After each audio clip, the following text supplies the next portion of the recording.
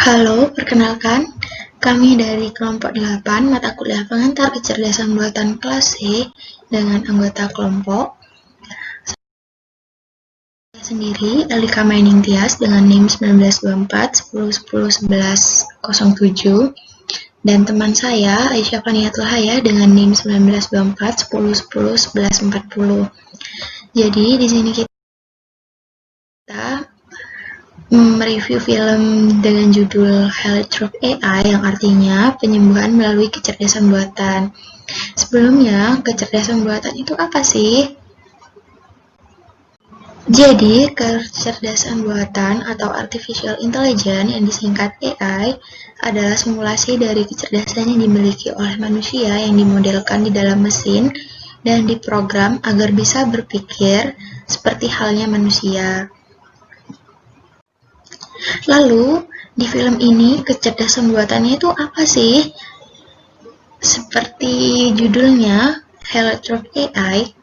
Jadi, di film ini menceritakan bagaimana kecerdasan buatan membantu menyembuhkan penyakit yang diderita oleh manusia. Jadi, film ini itu bergenre sains dokumenter yang tayang pertama kali pada tanggal 18 Desember 2019. Dinarasikan oleh aktor Amerika bernama Robert Downey.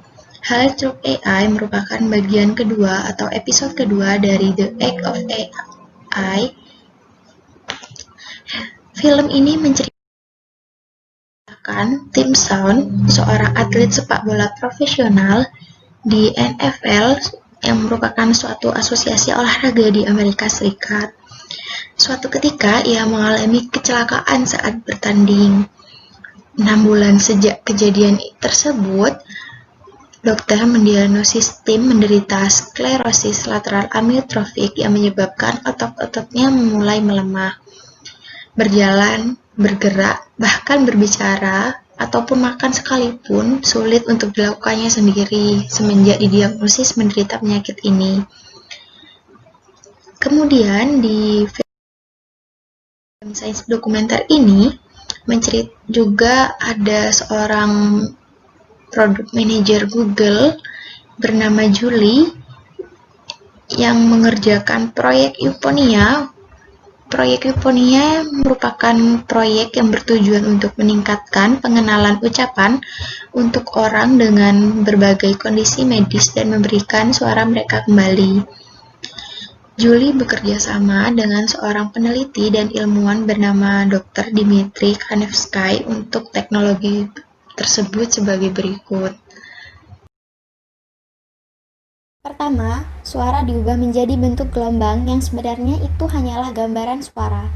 Bentuk gelombang kemudian dicocokkan dengan transkripsi untuk setiap kata. Ini tersedia untuk sebagian besar kata dalam bahasa Inggris. Nah, disinilah machine learning mengambil alih.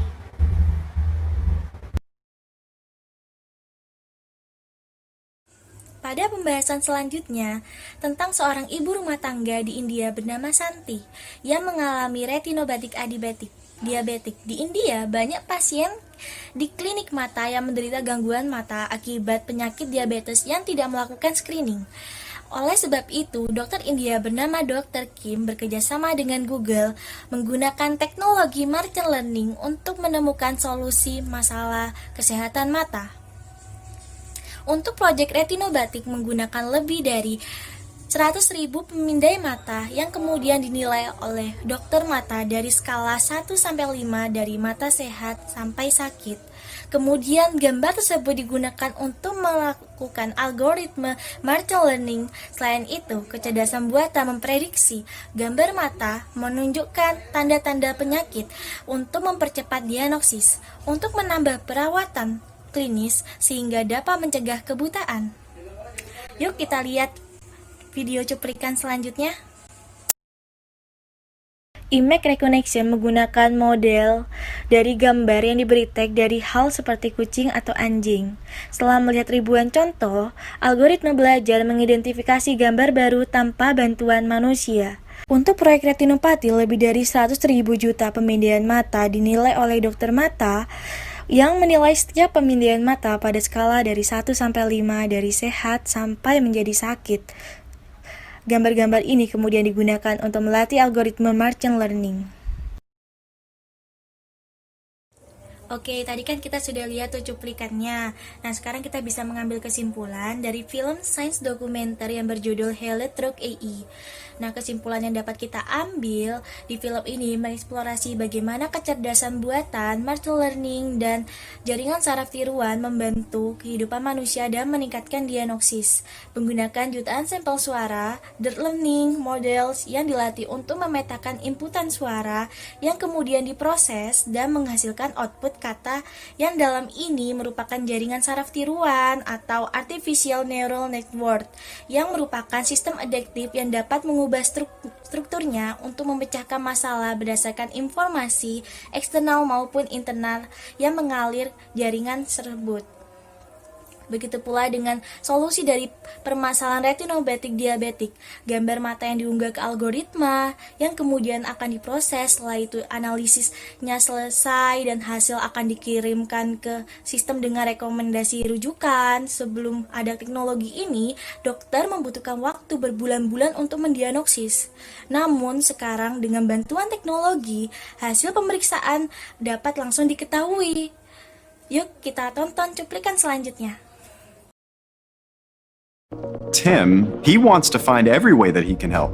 It's inspiring to see his level of enthusiasm and his willingness to record lots and lots of voice samples. Sekian dari kelompok kami, mohon maaf jika ada salah kata dan perbuatan. Terima kasih telah mendengarkan review dari kami. Sampai jumpa.